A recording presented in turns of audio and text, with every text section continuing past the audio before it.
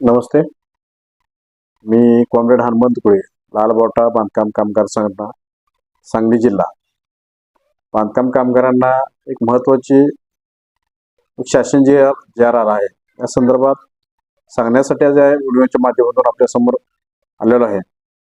जी R असा आहे की मृत्यूचा लाभ असू दे, विवाहाचा लाभ असू दे, या लाभासाठी 100 रुपये स्टॅम्पची सक्ती होती. आता ती सक्ती काढून टाकण्यात आली आहे. म्हणजे इथून पुढे 100 रुपये स्टॅम्प लागणार नाही.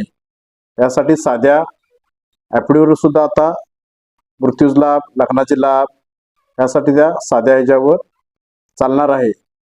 तरी सर्व कामगारांनी